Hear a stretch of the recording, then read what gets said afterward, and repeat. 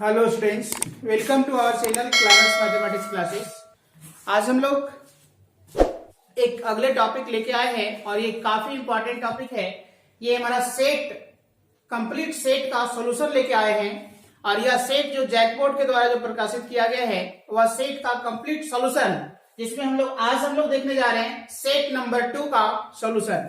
तो देखते हैं कि हमारे पास सेट नंबर 2 जो है इसमें क्या है। पहला क्वेश्चन, जैसा कि क्वेश्चन लिखा हुआ है, इंटीग्रल्स ऑफ सेट नंबर 2 का सेक्शन ए का क्वेश्चन नंबर फर्स्ट क्या है। Integrals of root under x minus 1 by root under x का होल स्क्वायर डीएक्स।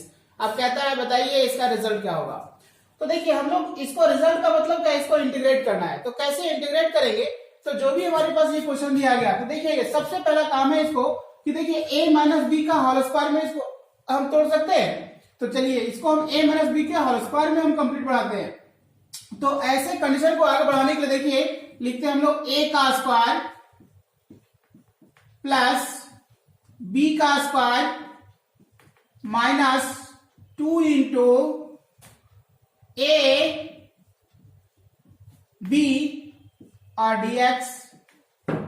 जब ये ऐसा दिया गया, देखिए अब इसको हम लोग आगे बढ़ाते हैं। देखिए रूट से रूट कैंसिल हो गया, तो ये क्या हो जाएगा, स्क्वायर से रूट कैंसिल हो गया, स्क्वायर से रूट कैंसिल हो गया, तो ये क्या बचेगा x प्लस 1 बाई एक्स, और ये हो गया आपका 2 और फिर हो जाएगा यहां से dx।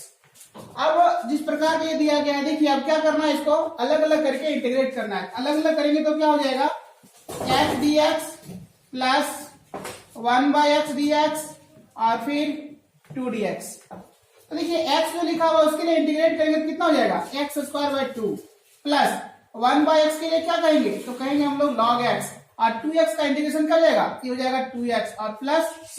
यही आपका हो गया क्वेश्चन नंबर फर्स्ट का आंसर। इसी प्रकार देखिए नेक्स्ट क्वेश्चन नंबर 2 क्या लिखा हुआ है। तो हम लोग कहते हैं क्वेश्चन नंबर 2 में बात करें तो लिखता है कि find the order and degree of the following differential equation. जो भी ये दिया गया एक इक्वेशन है, इस इक्वेशन का, और ये इक्वेशन कैसा इक्वेशन है, डिफरेंशियल इक्वेशन है। तो इस डिफरेंशियल इक्वेशन का आपको बताना है कि ऑर्डर क्या होगा और डिग्री क्या होगा। तो देखिए हम क्वेश्चन लिखते हैं, लिखा हुआ है आपके पास कि d2y बाई dx स्क्वायर का whole cube plus dy by dx का होल स्क्वायर प्लस cos के एंगल के रूप में दिया गया है डेरिवेटिव, जिसको कहते हैं हम लोग dy बाई dx प्लस 11 बराबर 0। अब देखिए इसका रिजल्ट हमें फाइंड करना है कि क्या होगा। तो जिस प्रकार का ये क्वेश्चन दिया गया है, ये इक्वेशन दिया गया, इस इक्वेशन का आपको बताना है ऑर्डर क्या होगा, डिग्री क्या होगा। तो इस क्वेश्चन का ऑर्डर और डिग्री की बात करेंगे तो हम जानते हैं कि सबसे ज्यादा जो मैक्सिमम डेरिवेटिव क्या है वो देखना है। जो मैक्सिमम डेरिवेटिव होता है उसको ऑर्डर कहते हैं। तो देखिए यहाँ 2 डेरिवेट किया गया है, एक बार डेरिवेट किया गया, एक बार डेरिवेट किया गया। इसका मतलब है कि इसका ऑर्डर की बात करेंगे कितना जाएगा, 2। और डिग्री की हम बात करेंगे तो डिग्री में देखिए एक बात आपको ध्यान देना है। क्या ध्यान देना है कि कहीं भी एक्सेप्शन में आपको बताया गया होगा कि कहीं भी क्या है कि डेरिवेटिव जो है कॉस के यानी साइन के, कोई भी ट्रिमेटिकल फंक्शन के एंगल के रूप में नहीं होना चाहिए। अगर कहीं भी ट्रिमेटिकल फंक्शन के एंगल के रूप में क्या है, डेरिवेटिव है, इसका मतलब है उसका डिग्री हम लोग अनडिफाइंड कहते हैं। जिसमें देखिए यहां दिख रहा है कॉस का एंगल दिया गया डेरिवेटिव, इसका मतलब इसका डिग्री की यदि हम बात करें इसको कहते हैं हम लोग अनडिफाइंड। तो यही 2 बातें पूछ रहा था आपसे कि ऑर्डर क्या होगा और डिग्री क्या होगा।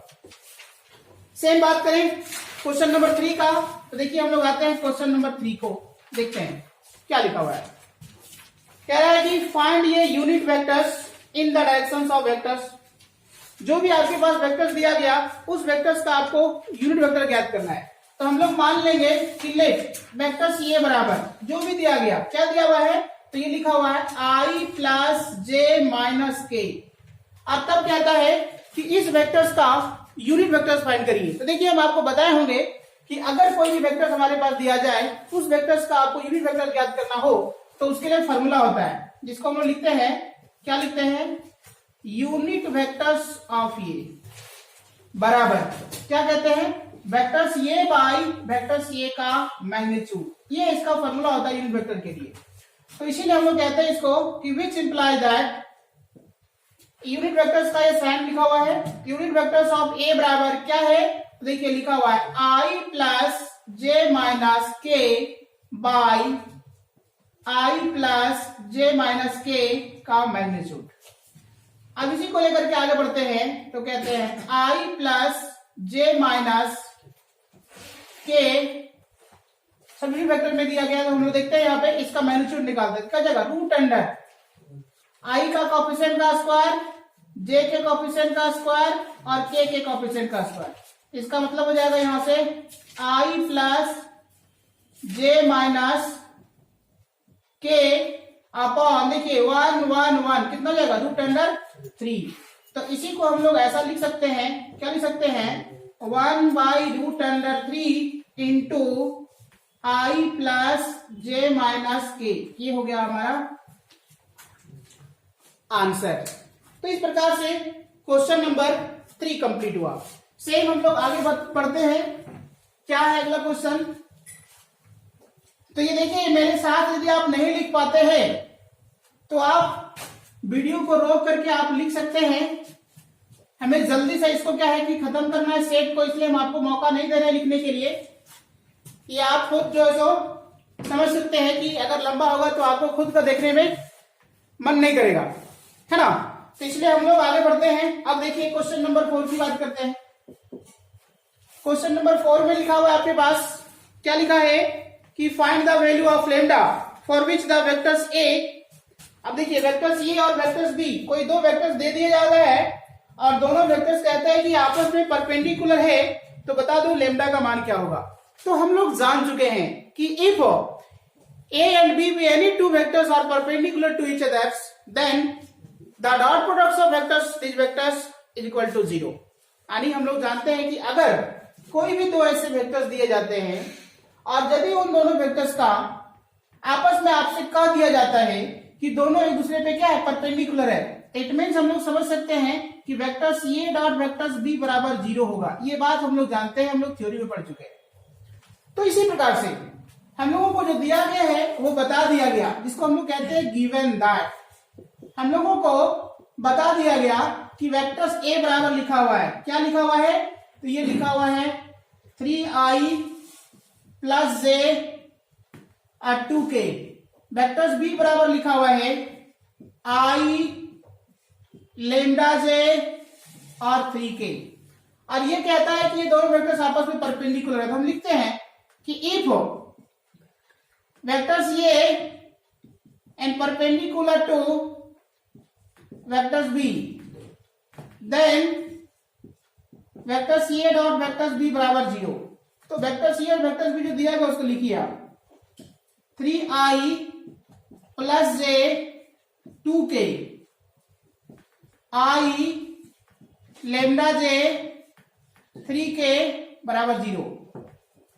अब हम इसको सॉल्व करके आगे बढ़ाते हैं। क्या देखते हैं, देखिए हम लोग को ये पता है कि अगर सेम वेक्टर्स के साथ अगर डॉट प्रोडक्ट कर दें तो उसका वैल्यू 1, और जहां डिफरेंट के साथ हम लोग डॉट प्रोडक्ट करें तो उसका वैल्यू 0। तो इसलिए क्या है 3 को हम लोग 3i को i से गुणा करते हैं डॉट प्रोडक्ट के साथ तो 3 हो जाएगा। j को हम लोग माइनस लेमडा से गुणा करेंगे तो ये लेमडा हो जाएगा, और k को हम लोग गुणा करेंगे तो प्लस 6 हो जाएगा और इज इक्वल टू 0। तो जिस प्रकार से ये दिया गया है देखिए 6 और 3 कितना हो जाएगा 9। तो 9 प्लस लेमडा बराबर 0। तो यहां से हम लोग लेमडा की बात करेंगे तो कितना हो जाएगा -9। यही आपका आंसर हो गया। तो ये है क्वेश्चन नंबर 4। सेम आते हैं हम लोग क्वेश्चन नंबर 5 में। तो कह रहे हैं हम लोगों को कि if A line makes equal angles with the axis with the x, y and z axis find its direction cosine. देखिए क्वेश्चन जो है जिसको हम लोग ग्राफिकली देखते हैं कि कैसे ये क्वेश्चन बनेगा। क्वेश्चन कहता है कि कोई भी एक लाइन है जो x एक्सिस, y एक्सिस और z एक्सिस के साथ इक्वल एंगल से इंक्लाइंड है, तो आप बता दीजिए कि उस लाइन का डायरेक्शन कोसाइन क्या होगा। तो देखिए थोड़ा सा हम इसको ग्राफिकली समझते हैं कि हमारे पास लाइन दिया गया जिसको हम लोग एक्स एक्सिस कहते हैं, दूसरा लाइन की बात करते हैं जिसको कहते हैं वाई एक्सिस कहते हैं, और तीसरा एक लाइन हम ड्रॉ कर रहे हैं जिसको कहते हैं जेड एक्सिस। तो देखिए ये है एक्स एक्सिस, ये आपका है वाई एक्सिस और ये है जेड एक्सिस। अब एक्स एक्सिस, वाई एक्सिस और जेड एक्सिस पे एक तीसरा लाइन है। अब देखिए लाइन को हम दिखा नहीं सकते हैं, ये लाइन आपस में परपेंडिकुलर, हम दिखा नहीं सकते इसको, इसलिए प्लेन पे दिखाना था, हम ऐसे दिखा रहे हैं। तो कहते हैं कि ये जो लाइन है जिसका नेमिंग हम लोग करते हैं कि वो क्या है, ओपी लाइन है। अब ये ओपी लाइन क्या हुआ, vectors OP line x axis पे, वाई एक्सिस पे, जेड एक्सिस से इंक्लाइंड है। अब जो इंक्लाइंड है तो वह एक्स एक्सिस से इंक्लाइंड जो है एंगल्स, जिसको बता दिए हम मान लिए वो अल्फा, और वाई एक्सिस से जो इंक्लाइंड है जिसको हम लोग मान लिए बीटा, और जेड एक्सिस के साथ जो इंक्लाइंड है उसको मान लिए हम लोग गामा। तो क्वेश्चन में ये बता दिया गया, क्या बता दिया गया कि तीनों जो है वो सेम एंगल से इंक्लाइंड है। मीन्स क्या हो जाएगा, अल्फा बराबर बीटा बराबर गामा। ये कैसे होगा, तो अकॉर्डिंग टू क्वेश्चन, ये क्वेश्चन में दे दिया गया, क्या दे दिया गया कि अल्फा बीटा और गामा ये तीनों जो लिखा हुआ है ये तीनों आपस में एंगल्स है, जो इंक्लाइनेशन एंगल है, और तीनों आपस में बराबर है। जब ये तीनों आपस में बराबर है तो कहता है बताइए कि इस लाइन ओपी का डायरेक्शन कोसाइन क्या होगा। तो देखिए हम लोग जानते हैं एक रिजल्ट, क्या जानते हैं कि अगर यदि ऐसा दिया गया और आपसे डायरेक्शन कोसाइन की बात करता है तो हम जानते हैं फॉर्मूला क्या, कि एल एम और एन, L M N be the direction cosines of this line. किस लाइन, ओपी लाइन। तो इसके अकॉर्डिंग यदि ओपी लाइन की बात करते हैं तो ओपी लाइन के हम लोग यहां पे कह दें हियर, क्या, direction cosine of line OP is equal to, क्या होगा, तो हम लोग कह सकते हैं एल, और एल को हम लोग अगर एंगल अल्फा से इंक्लाइंड है तो एल को हम लोग कह सकते हैं कॉस अल्फा। अगर एम की बात करें तो एम के लिए हम लोग कहते हैं कॉस बीटा, और एन की बात करें तो कहते हैं हम लोग कॉस गामा। ऐसा हम लोग जानते हैं। अब है क्या कि जिस प्रकार से ये एल एम, ये अल्फा बीटा गामा दिया गया है, तो हम लोग एक डायरेक्शन कोसाइन का एक रिलेशन जानते हैं। क्या जानते हैं, ध्यान देंगे, ऐसा जानते हैं कि cos square alpha plus cos square beta plus cos square gamma is equal to 1। एक हम लोग रिलेशन जानते हैं ऐसा। अब जैसे हम लोग ऐसा रिलेशन जानते हैं तो आपसे क्वेश्चन में कह दिया गया कि alpha beta and gamma both all are equal. तो देखिए हम लोग कह दें कि alpha is equal to beta is equal to gamma, तो हम लोग ऐसे कंडीशन कर लिख सकते हैं ऐसा फिर कि cos square alpha plus cos square alpha plus cos square alpha बराबर 1। मतलब जो अल्फा बीटा गामा तीनों बराबर है उसको सारे को हम अल्फा के नाम दे दिए। अब अल्फा का नाम हम क्यों दे दिए ये तो आपको पता चल गया होगा, क्योंकि ये तीनों आपस में क्या है, बराबर है। तो चाहे तो वो अल्फा के बराबर है, चाहे वो बीटा के बराबर है, चाहे वो गामा के बराबर है, वो किसी भी एक का बराबर है और तीनों आपस में बराबर है। तो ऐसे कंडीशन के अकॉर्डिंग हम बात करें तो इसको देखिए cos alpha cos square alpha, तो हम इसको आगे बढ़ाएं तो हम लोग लिख सकते हैं ऐसा कि 3 cos square alpha is equal to 1। अब जैसे ही हम लोग ऐसा कह दिए तो आपको पता होगा कि cos square alpha is equal to 1 by हम लोग क्या लिख सकते हैं, 3 लिख सकते हैं। अब जैसे हम लोग ऐसा लिखेंगे तो देखिए स्क्वायर को हम इधर हटाए तो कॉस स्क्वायर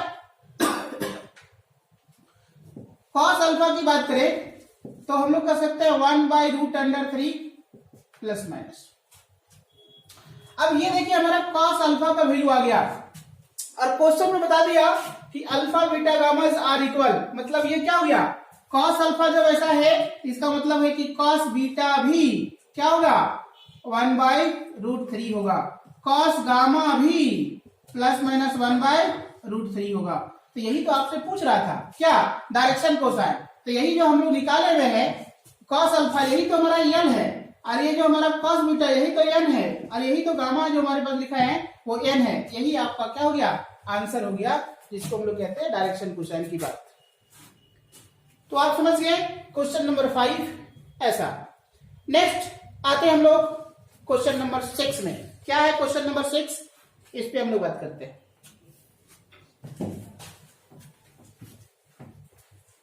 देखिए क्वेश्चन जो है सारे के सारे जो है बहुत ही सिंपल और कॉन्सेप्चुअली है, बस थोड़ा सा आपको ध्यान देना है ना, क्योंकि क्वेश्चन घबराओगे तो नहीं बनेगा। बस एक ही चीज ध्यान रखना है कि हमने कंसेप्ट के रूप में क्या पढ़ा है, बस उसी पे फोकस करोगे तो 1 बाय 1 आपको समझ में आएगा और एक एक चीज क्लियर भी होगा। तो जैसे हम लोग देखते हैं कि क्वेश्चन नंबर हमारा जो 6 है, ये क्या लिखा हुआ है।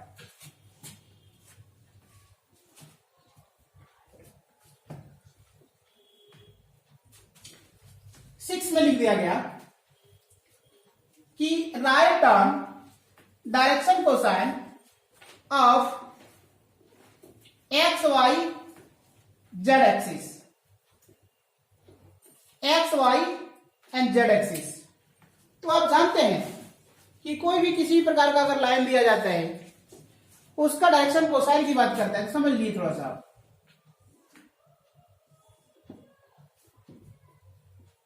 ये है एक्स एक्सिस, ये है वाई एक्सिस, ये है जेड एक्सिस। अब वो आपसे पूछ रहा है क्या, write on the direction cosine of X Y Z axis, मतलब इस एक्सिस का डायरेक्शन कोसाइन पूछ रहा है। तो आप जानिए कि इस एक्सिस का डायरेक्शन कोसाइन की बात करेगा तो ये कितने डिग्री एंगल से इंक्लाइन है। एक्स एक्सिस को हम लोग बात करेंगे तो क्या होगा, ये एक्स एक्स के साथ क्या करेंगे 0 डिग्री, वाई वाई के साथ कितना 0 डिग्री, जेड के साथ कितना 0 डिग्री। तो हम जानते हैं डायरेक्शन कोसाइन जो होता है वो यल होता है, रियल क्या होता है कॉस अल्फा, है ना। एम जो होता है वो क्या होता है कॉस बीटा, और एम जो होता है वो क्या होता है कॉस गामा। तो ये अल्फा बीटा जब ये आपस में यही एक्सिस का ही बात करता है, डायरेक्शन कोसाइन बताइए, तो अल्फा बराबर क्या हो गया 0, तो कॉस 0 वैल्यू 1, फिर कहेगा cos beta value 0, cos 0 value 1, फिर कहेगा कॉस गामा वैल्यू 0, इसका वैल्यू 1। यही आपका हो गया आंसर। ये है आपका direction cosines of X Y Z axis. Next question हमारे पास जो है ये है 7 नंबर, और जो बहुत ही सिंपल है, और ये प्रोबेबिलिटी का क्वेश्चन है जो फार्मूला बेस्ड है। अब हम देखते हैं कि जो क्वेश्चन फार्मूला बेस्ड है ये कैसे हम लोग बनाएंगे, कैसे हम लोग आगे बढ़ेंगे। देखते हैं क्वेश्चन नंबर 7 जो हमारे पास लिखा हुआ है, इसमें हम लोग लिख रहे हैं, कहता है गिवन दैट, कहता है कि given that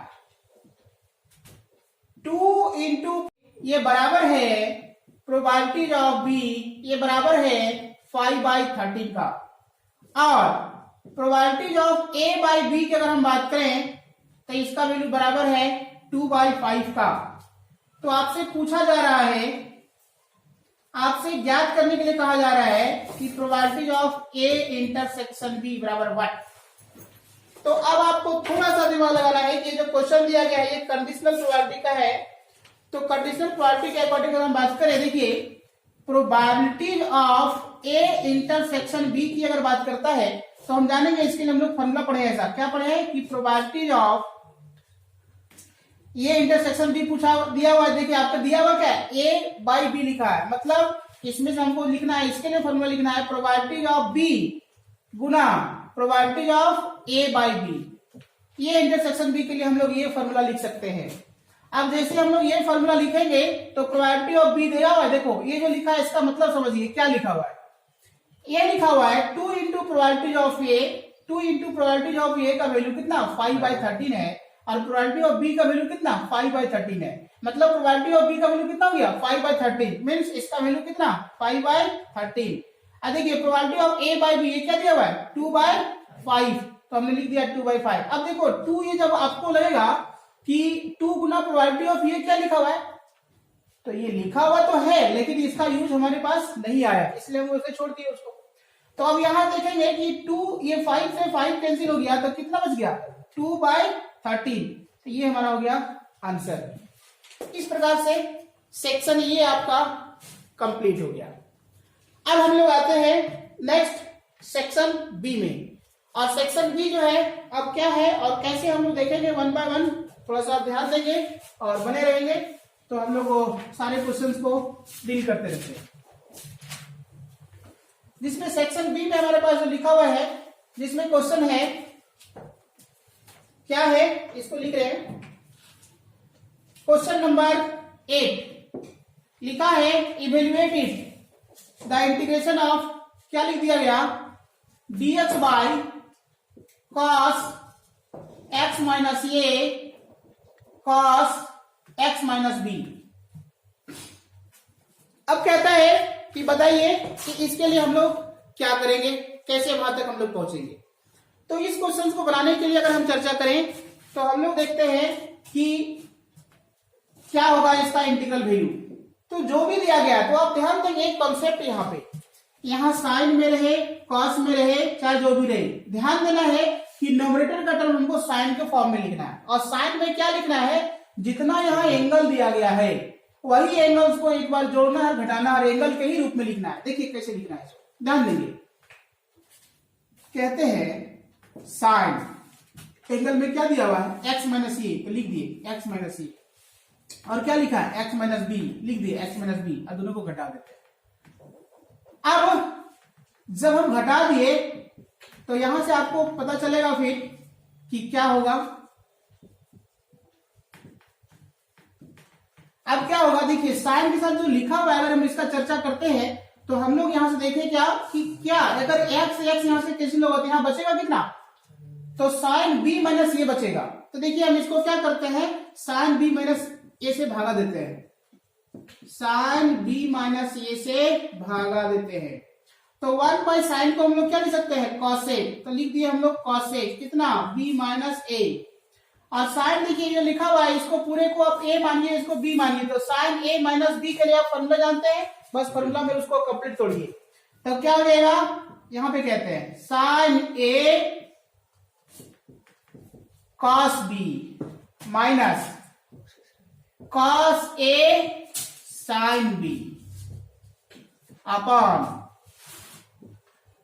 cos x minus A cos x minus B. अब इसके बाद देखिए क्या होगा आगे,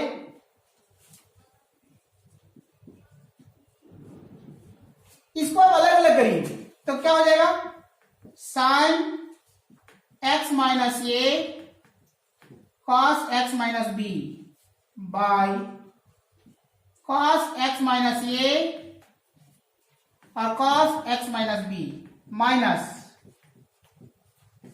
cos x minus A sin x minus B cos x minus A cos x minus B. अब यहां देखिए कुछ कुछ रिजल्ट है जो आपका कैंसिल आउट होगा, क्या क्या, देखिए sin x minus A cos x minus B cos x minus B, यहां पे हमारा कुछ कैंसिल होगा, देखिए cos x minus A cos x minus B. अब इसके बाद क्या बचा, cosec b माइनस ए, देखिए साइन बटा कॉस, साइन बटा कॉस क्या होगा 10, तो लिखिए आप 10x माइनस ए माइनस, फिर देखिए साइन बटा कॉस क्या हो जाएगा 10, तो लिखिए 10x माइनस बी और dx। अब इसके बाद हम आगे करना कुछ नहीं है, अब सिंपल क्या करना है, इंटीग्रेट करना है। तो इंटीग्रेट करने के लिए हम जानते हैं फॉर्मूला के रूप में क्या होता है, तो 10 का होता है log sec, फिर कहेंगे यहां पे इसके लिए log sec, और एंगल जो दिया गया उसको तो लिखना ही होगा, और प्लस सी। अब देखिए यहां पे क्या है कि ये log में दिया गया, तो log m minus log m का कंडीशन के रूप में हम आगे बढ़ा सकते हैं। क्या लिख सकते हैं अब इसके बाद, तो देखिए फिर लिखते हैं cosec b माइनस ए log क्या हो जाएगा sec x माइनस ए sec x माइनस बी और प्लस सी। ये आपका हो गया कंप्लीट आंसर। दिख रहा है, देखो नहीं दिख रहा। तो देखिए ऐसी चीजों को हम देख रहे हैं, यहाँ पे कट जा रहा होगा इसलिए हम इसको यहां लिख रहे हैं, ध्यान देंगे। तो ये लिखा हुआ है cosec b माइनस ए, देखिए log ये हो गया m माइनस log ये n, log m minus n की बात करते हैं, log m बाय n हो जाएगा। तो क्या हो जाएगा यहाँ पे log sec x minus A by x minus B और प्लस सी। ये आपका हो गया कंप्लीट आंसर। तो इस प्रकार से क्वेश्चन नंबर 8 कंप्लीट हुआ। अब आते हैं नेक्स्ट क्वेश्चन नंबर 9। क्या है क्वेश्चन नंबर 9?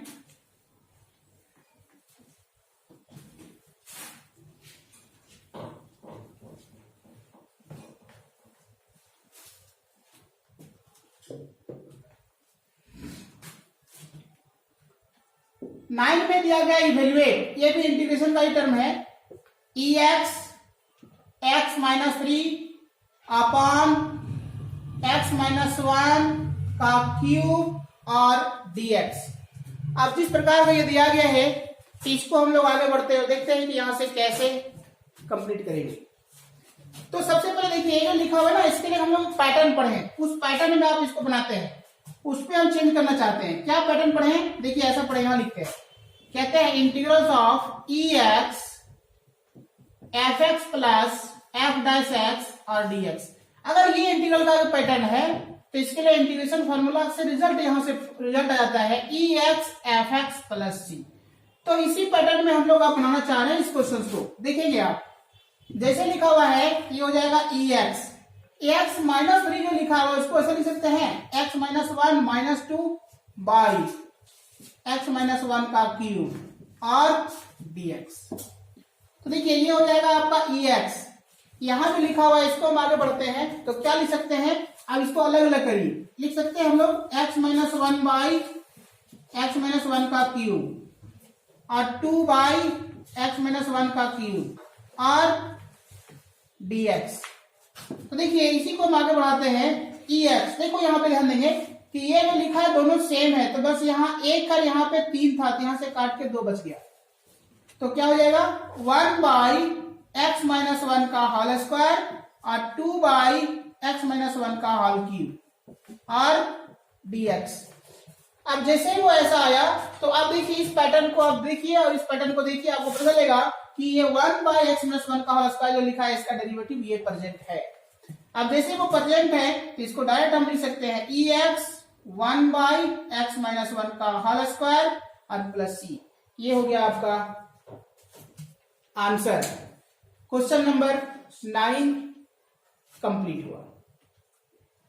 आपको हम टाइम नहीं दे रहे हैं अभी लिखने के लिए, इसलिए कि आप खुद जो है वीडियो को देख करके रोक करके और आप लिख सकते हैं, ठीक है, इसलिए आप इसको खुद से ध्यान देंगे और बनाएंगे। अब आते हैं अगले क्वेश्चन में। क्वेश्चन नंबर हमारे पास जो दिया गया है 10। ये भी घबराने की जरूरत नहीं है, बहुत ही सिंपल क्वेश्चन है, बहुत इजी बनेगा, बस थोड़ा सा जो हम लिख रहे हैं एक बार आपको देखने की जरूरत है। क्या है क्वेश्चन? तो लिखा हुआ है क्वेश्चन के रूप में, क्वेश्चन नंबर 10 में है, ये लिखा हुआ है 0 to 1 x E x square dx। अब इस क्वेश्चन को हमको कहता है कि बताइए कि इसके लिए क्या रिजल्ट होगा, कैसे हम यहां से इवेल्युएट करेंगे, कैसे यहां से रिजल्ट प्राप्त करेंगे। तो थोड़ा सा आपको क्वेश्चन देखने के बाद डर जाएगा, लेकिन डरना नहीं है, एकदम सिंपल बनेगा। कैसे? तो इसको हम एक टर्म यहाँ यूज करते हैं जिसको कहते हैं हम लोग, एक मेथड यूज करते हैं जिसको कहते हैं सब्स्टिट्यूशन मेथड। यहाँ जो लिखा ना एक्स स्क्वायर, इसके बदले सब्स्टिट्यूशन का यूज करिए, लिखिए पोर्ट z बराबर एक्स स्क्वायर।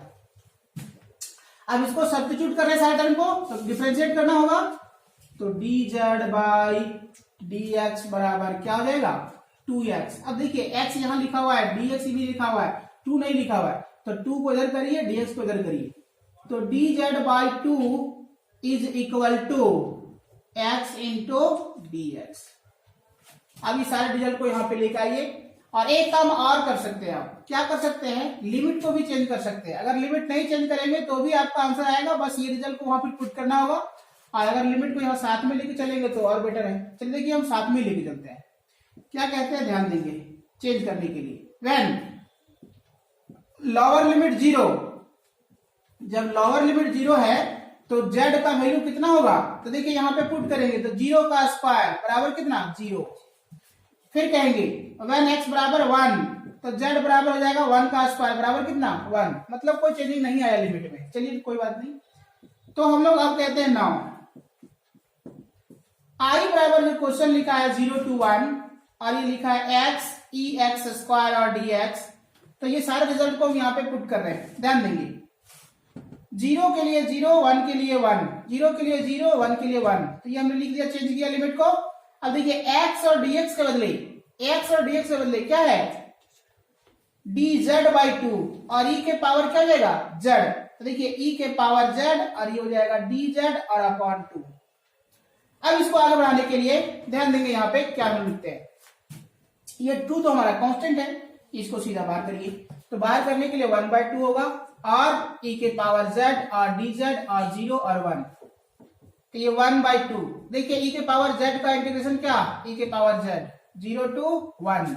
अब यहाँ देखिए ये गड़बड़ नहीं करिएगा, c नहीं ऐड करना है, इसलिए कि ये हमारा जो है डिफिनिट इंटीग्रेशन है, इनडिफिनिट होता है तब हम लोग c ऐड करते हैं ना, यानी इंटीग्रल कांस्टेंट ऐड करते हैं। तो ये हो गया, ये हो जाएगा आपका 1 by 2 और ये जो लिखा हुआ क्या हो जाएगा, लिमिट अप्लाई करिए तो क्या हो जाएगा e के पावर 1 e के पावर 0, तो 1 by 2 e माइनस 1, ये आपका हो गया कंप्लीट आंसर क्वेश्चन नंबर 10 का।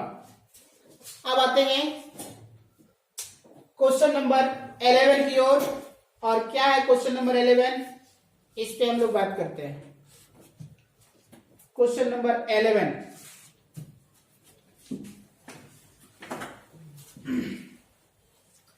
क्वेश्चन बहुत सिंपल है, बस थोड़ी सी बातों को ध्यान देना है और 1 by 1 लेके चलना है।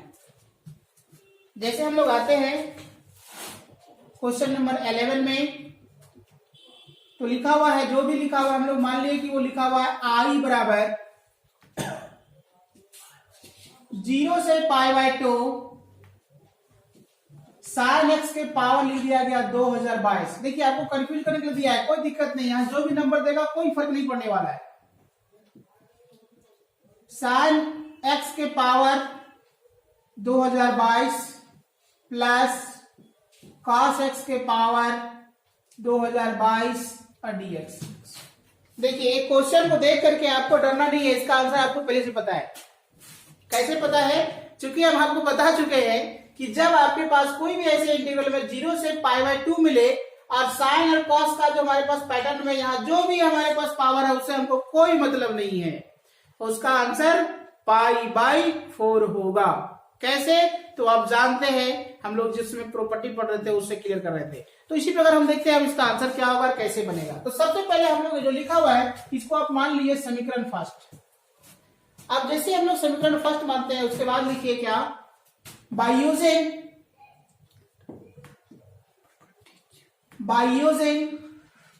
क्या प्रॉपर्टी, हम लोग प्रॉपर्टीज का यूज कर रहे हैं। कौन सा प्रॉपर्टी का यूज कर रहे हैं, अगर आप लिखना चाहते हैं तो लिख भी सकते हैं और नहीं लिखना चाहते हैं तो आगे बढ़ सकते हैं। जैसे देखिए हम ये प्रॉपर्टी का यूज कर रहे हैं, ध्यान देंगे, कहते हैं 0 to a fx dx बराबर, हम लोग पढ़े थे कि 0 to a f a minus x into dx, ये प्रॉपर्टी का यूज करने जा रहे हैं।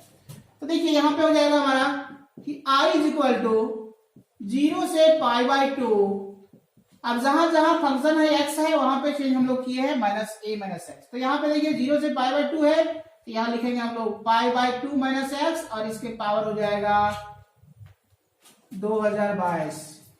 फिर कहते हैं हम लोग साइन एक्स जो लिखा हुआ था, तो sine pi by 2 minus x फिर हो जाएगा 2022। फिर कहेंगे cos pi by 2 minus x फिर हो जाएगा 2022। अब देखिए साइन जो है 90 डिग्री माइनस एक्स बराबर, आप जानते हैं फॉर्मूला ये होता है कॉस एक्स, और जो पावर दिया गया इस पावर को आप लिख लीजिए। इसी प्रकार फिर कहेंगे हम लोग कि cos x का ये हो जाएगा 2022 और फिर यहां पे हो जाएगा sin x का 2022। इसको आप मान लीजिए समीकरण सेकेंड। अब क्या करिए, इक्वेशन फर्स्ट और सेकंड दोनों को आप ऐड करिए। तो लिखिए adding equation first and second we get, देखिए ये आई और प्लस आई कितना हो जाएगा 2i, और इसको लिखिए 0 से π/2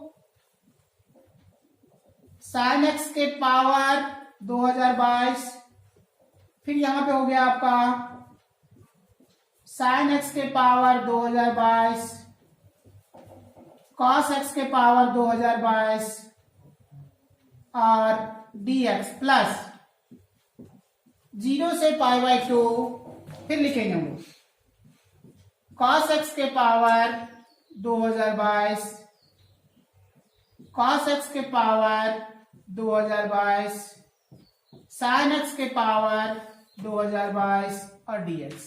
अब देखिए यहां से हम लोग क्या चेंजिंग करते हैं, ये 2i तो 2i रहेगा, लेकिन इन दोनों से पहले देखिए इंटीग्रल हमारा सेम है, तो इंटीग्रल को आप अलग करिए, dx हमारा सेम है, इसको कॉमन लीजिए, उसके बाद जो बचा उसको लिखते हैं।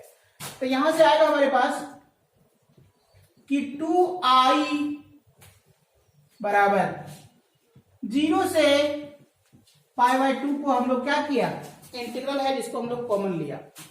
जब कॉमन लिया तो यहां बचा कितना, देखिए ये टोटल कंप्लीट बचेगा, तो लिख सकते हैं हम लोग sin x के पावर 2022 अपॉन sin x के पावर 2022 cos x के पावर 2022 प्लस, फिर यहां लिखेंगे हम लोग cos x के पावर 2022 और cos x के पावर 2022 sin x के पावर 2022 और dx।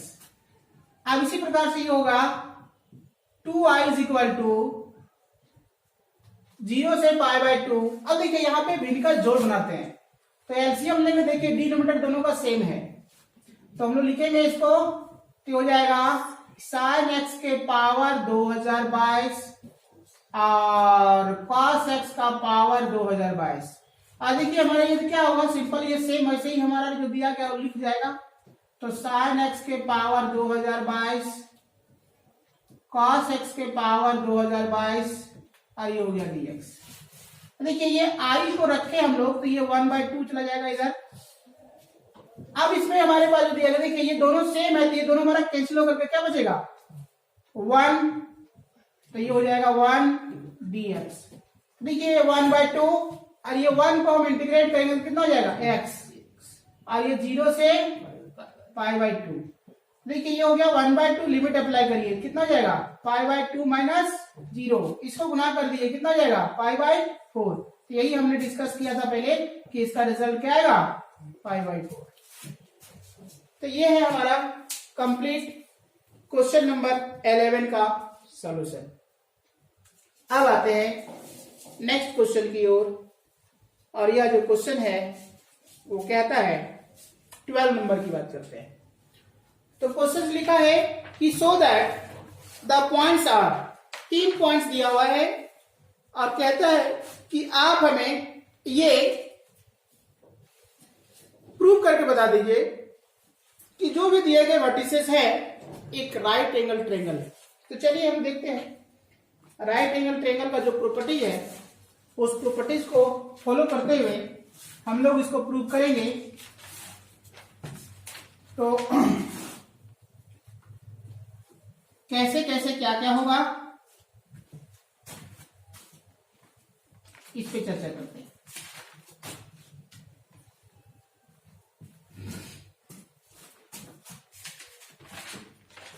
क्वेश्चन नंबर 12, हम लोग को जो वर्टिसेस दिया हुआ है, तो हम लोग मान लिए जो वर्टिसेस है, देखिए हम लिख रहे हैं, ध्यान देंगे वर्टिसेस जो दिया गया उसको ए, जिसका वर्टिसेस लिखा हुआ है 2i माइनस जे और प्लस के, बी जिसमें वर्टिसेस दिया हुआ है i माइनस 3j और माइनस 5k, और सी इसमें वर्टिसेस दिया हुआ है 3i 4j और -4k। अब यही तीनों वर्टिसेस से देखिए हम तो फोटो जो बना दिए, हम लोग फिगर जो बना दिए हैं, वो दिखने से नहीं लग रहा है कि ये राइट एंगल ट्रायंगल है, लेकिन ये आपको प्रूव करने के लिए कह रहा है कि ये राइट एंगल ट्रायंगल है। तो हम लोग इस प्रॉपर्टीज के माध्यम से प्रूव करते हैं। ये फोटो पे अपना जाए, फोटो केवल हम समझने के लिए लिखे थे, बाकी हम लोगों को जो प्रूव करना है राइट एंगल ट्रायंगल, तो हम लोग क्या करेंगे, तो आप जानते हैं कि किसी भी प्रकार का अगर हमारे पास ट्रायंगल्स की बात करें और वो अगर ट्रायंगल्स को अगर हमें प्रूव करने की बात करें कि वो राइट एंगल ट्रायंगल है, इसका मतलब है कि वो राइट एंगल ट्रायंगल पे पाइथागोरस थ्योरम जो हमने पढ़ा है वो वेरीफाई करना चाहिए, है ना। अगर कोई भी एक ऐसे ट्रायंगल यदि पाइथागोरस थ्योरम को वेरीफाई करता है, इसका मतलब है कि वह ट्रायंगल राइट एंगल ट्रायंगल है।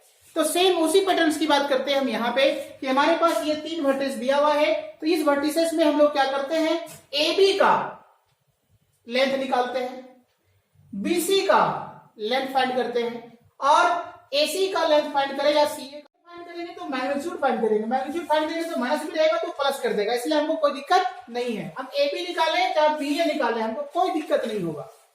तो हम लोग क्या करें, तीनों को पहले हम लोग वर्टिसेस से लेंथ निकाल लेते हैं। जब हम लोग लेंथ निकाल लेंगे तो लेंथ निकालने के बाद पाइथागोरस थ्योरम को वेरीफाई करेंगे। देखिए हम लोग पहले बात करते हैं AB लेंथ का। तो AB के लिए अगर हम चर्चा करें, AB की बात करें तो ये जो है तो क्या है कि AB का बात करें तो क्या हो जाता है, तो हम लोग कहेंगे AB का पोजीशन वेक्टर दिया हुआ है ABC, तो हम लोग AB के लिए लिख सकते हैं OB minus OA, OB minus OA। तो OB माइनस OA जैसे ही हमने कहा तो OB का देखो पोजीशन में क्या लिखा हुआ है, ये लिखा हुआ है, OA का पोजीशन में क्या लिखा हुआ है, A लिखा हुआ है। तो दोनों को लिख करके हम घटाने का काम करेंगे। तो लिखिए I minus 3j minus 5k और 2i minus j plus k। अब इन दोनों को घटाइए, कितना आ जाएगा, 1 और -2 यानी -i, -3 और +1 तो हो जाएगा -j, और -5 और -k तो हो जाएगा कितना, -6k। तो ये हमारा हो गया AB। अब इस AB का मैग्नीट्यूड फाइंड करते हैं, लेंथ फाइंड करते हैं। तो AB का मैग्नीट्यूड मतलब मॉडुलस, तो यहां पे कहेंगे तो हो जाएगा -i -2j -6k। तो इसको हम लोग जो हटाते हैं तो क्या लिखेंगे इसके लिए, -i के कॉफिशिएंट का स्क्वायर और j के कॉफिशिएंट का स्क्वायर और k के कॉफिशिएंट का स्क्वायर। इसके बाद क्या होगा, तो हम लोग यहां से बात करेंगे, तो देखिए 1 + 4 + 36, इसको अगर हम देखें तो जाएगा √41। सेम इसी तरह से हम लोग पता करेंगे अब क्या, BC का लेंथ, क्या पता करते हैं, BC का लेंथ। तो कहते हैं हम लोग कि BC बराबर वेक्टर्स ऑफ BC बराबर यानी साइड ऑफ BC बराबर क्या हो जाएगा, तो OC माइनस OB। तो OC के लिए देखिए यहां पे दिया गया है, OB के लिए यहां दिया गया है। तो OC पे लिखिए आप 3i 4j 4k minus i 3j 5k। अब इसको कंप्लीट हम लोग लिखते हैं, तो 3i में से i को सब्ट्रैक्ट करेंगे तो हो जाएगा कितना, 2i, और -4 + 3 -j -4 + 5 + k। ये हमारे आ गया वेक्टर्स ऑफ BC। अब BC और वेक्टर जो दिया गया इसका मैग्नीट्यूड फाइंड करिए। तो लिखिए रूट अंडर क्या, i के कॉफिशिएंट का स्क्वायर, j के कॉफिशिएंट का स्क्वायर और k के कॉफिशिएंट का स्क्वायर। देखिए ये हो जाएगा 4 1 1, तो 4 और 2 कितना हो जाएगा, 6। तो ये हो गया √6, BC का लेंथ हो गया। इसी प्रकार से हम लोग AC का लेंथ की बात करेंगे, तो हम लोग कहते हैं AC बराबर क्या होगा, तो फिर कहते हैं OC माइनस OA। तो OC का लेंथ हमें पता है कितना है, तो यहां पे कहते हैं हम लोग कि 3i 4j 4k, और A में क्या है तो ये लिखा हुआ है 2i माइनस जे और प्लस के। इसके बाद इसको घटा करके यदि हम लिखते हैं तो इसमें से आता, देखिए 3 में से क्या 2 घट गया, कितना बच गया 1, 4 में से -3 और -4 -1 यानी -5। तो ये आया AC। अब इसी AC का मैग्नीट्यूड फाइंड करेंगे तो AC का मैग्नीट्यूड बराबर क्या हो जाएगा, रूट अंडर I के कॉफिशिएंट का स्क्वायर, J के कॉफिशिएंट का स्क्वायर और K के कॉफिशिएंट का स्क्वायर, तब हो जाएगा रूट अंडर कितना बोलना होगा, तो यहां बोलना होगा 1 प्लस 9 प्लस 25।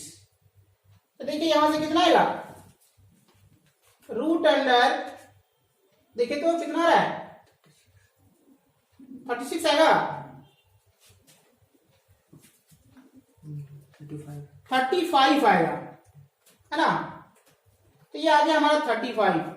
अब जैसे ही वो ऐसा आया तो देखिए कौन से ऐसे दो साइड को अगर यदि हम स्क्वायर करेंगे तो तीसरे साइड के बराबर आ जाता है। देखिए ये जो हमारे पास दो साइड है, इन दोनों साइड का स्क्वायर करेंगे तो ये साइड के बराबर आएगा। इसका मतलब हम लोग लिखेंगे बाई, क्या कहते हैं, बाई पाइथागोरस थ्योरम।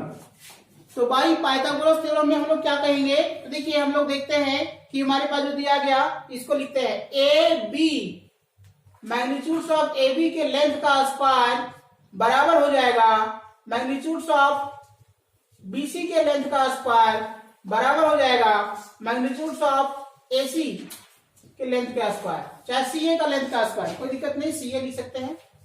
एसी और सीए हमारे पास मैग्नीट्यूड में है तो हमारा बराबर ही होएगा। तो जब हमारे पास ऐसा दिया गया, देखिए इसके बदले क्या लिखा हुआ, देखिए वहां पे लिखा हुआ है 41 रूट अंडर में अब इसका स्क्वायर बराबर, इसके लिए देखिए यहाँ पे क्या लिखा हुआ है, रूट अंडर 6 का स्क्वायर, और इसके लिए देखिए यहाँ पे रूट अंडर 35 का स्क्वायर।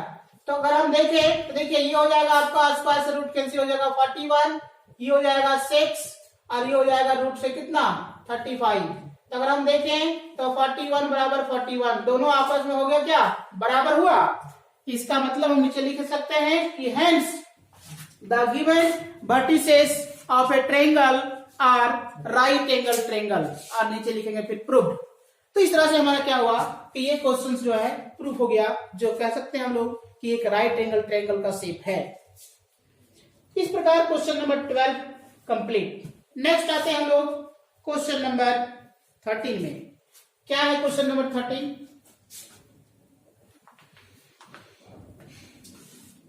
तो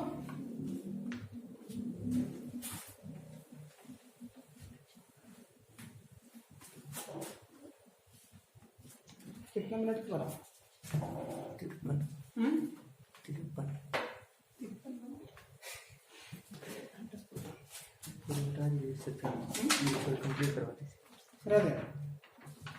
सभी सेक्शन सी तक। नेक्स्ट देखिए अब आते हैं क्वेश्चन नंबर 13 में क्या लिखा हुआ है, इसको आप ध्यान देंगे।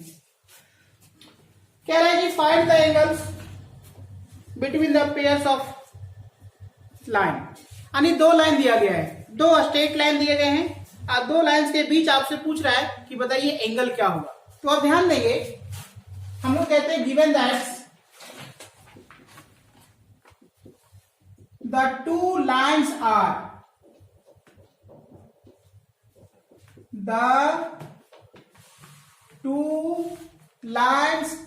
क्या क्या है, तो कहते हैं हम लोग की वेक्टर्स आर बराबर 2i 5j और k plus lambda 3i 2j 6k, और लाइन 2 जो है इसमें लिखा है 7i 6j plus mu i plus 2j plus 2k। ये दो लाइन दिया गया। अब यही दो लाइंस के बीच आपसे क्या पूछ रहा है, एंगल पूछ रहा है। तो देखिए इसलिए थोड़ा सा हम चर्चा करते हैं इसका थ्योरी पे। मान लिया कोई एक लाइन ऐसा है, दूसरा लाइन ऐसा है, ऐसा सॉरी एक लाइन ऐसा है, दूसरा लाइन ऐसा है। ये जो लाइन है वो वेक्टर्स आर बराबर, इसको कहते हैं कि वेक्टर्स a1 प्लस लेमडा और वेक्टर्स b1, और ये वेक्टर्स जो लाइन है इसको कहते हैं हम लोग कि वेक्टर्स a2 प्लस म्यू और वेक्टर्स b। अगर ऐसा दिया गया और यदि इसके बीच का एंगल्स इंक्लिनेशन की बात करते हैं जिसको हम कहते हैं थीटा, तो इन दो लाइंस के बीच अगर एंगल्स निकालने बोलता है तो हम लोग पढ़ चुके हैं थ्योरी में कि cos थीटा बराबर vectors b1 dot b2 by b1 का मैग्नीट्यूड और b2 के मैग्नीट्यूड। देखिए हमको ये एंगल्स निकालने का फॉर्मूला है, और लाइन यदि ये वेक्टर फॉर्म में ऐसा दिया गया होता है तो देखिए एंगल्स निकालने के लिए हमको फॉर्मूला जो यहाँ पे आया उसमें जरूरत क्या हुआ, b1 और b2 का। b1 और b2 देखो कहां मिलेगा, तो म्यू के बाद और लेमडा के बाद, है ना। देखिए इसी प्रकार से आप कंपेयर करिए, यहाँ पे ये हमारा हो जाएगा b1 और ये हो जाएगा हमारा b2, तो इधर का हमको कोई जरूरत नहीं है एंगल निकालने के लिए खास करके, इसलिए हम इसमें थ्योरी बता दी, आपको क्लियर हो गया होगा। अब हम आते हैं एंगल कैसे निकालेंगे। तो कहते हैं हम लोग यहां पे क्या कह रहे हैं कि here the direction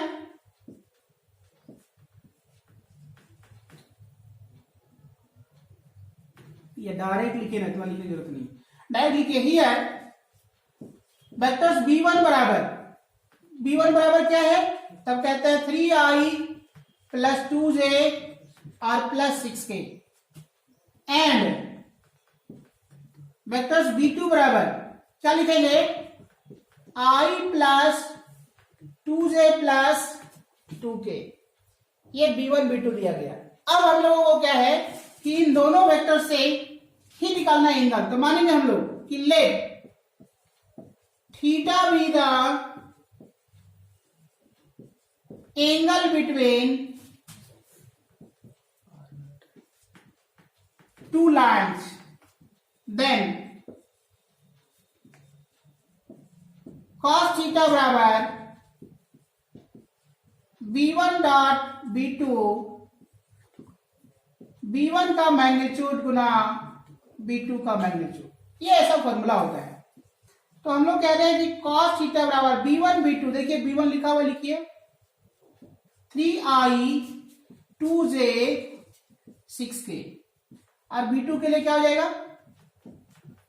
i plus 2j plus 2k bye 3i 2j 6k, फिर कह रहे हैं i plus 2j plus 2k। अब इसको आगे बढ़ाते हैं, तो cos थीटा बराबर इसको डॉट प्रोडक्ट में फाइंड करिए, क्या रिजल्ट आएगा, 3 को हम लोग 1 से गुना करेंगे 3, 2 को 2 से गुना करेंगे 4, 6 को 2 से गुना करेंगे 12। ऐसा क्यों लिखे, क्योंकि आई का डॉट प्रोडक्ट हमारा 1 होता है, इसीलिए हम लोग ऐसा लिखे। ठीक, अब देखिए यहां जो लिखा है ये मैग्नीट्यूड निकालिए इसका, तो लिखिए रूट अंडर 3 का स्क्वायर कितना 9, आई के कोफिशिएंट का स्क्वायर, जे के कोफिशिएंट का स्क्वायर और के कोफिशिएंट का स्क्वायर। इसी प्रकार आई के कोफिशिएंट का स्क्वायर, जे के कोफिशिएंट का स्क्वायर और के कोफिशिएंट का स्क्वायर। जब ये ऐसा आया तो इसको फिर देखिए यहां लिखते हैं, ध्यान देंगे कि हो जाएगा cos थीटा बराबर, देखिए 12 और 4 16 प्लस 3 यानी 19, ये हो जाएगा 19 अपॉन, यहां पे देखिए रूट अंडर में 36 और 4 40 और 9 49, 49 मीन्स रूट अंडर में 7, और देखिए 4 और 4 8 और 1 9, 9 का रूट 3, तो यहां लिख दिया हम लोग 3। तो अब इसी प्रकार से अगर हम बात करें तो कहते हैं हम लोग कि cos थीटा बराबर 19/21। अब ये कटेगा क्या, नहीं कटेगा, तो हमें थीटा निकालने बोलता है, तो थीटा बराबर लिखिए आप, ये cos को उधर ले जाइए, cos इनवर्स 19/21, यही आपका हो गया आंसर। ये है एंगल्स, ये है हमारा एंगल्स। सत्यम शिवम सुंदरम। सोचना है, चलिए अब इसी प्रकार से क्या हुआ, अगला जो दिया गया है दिख रहा है,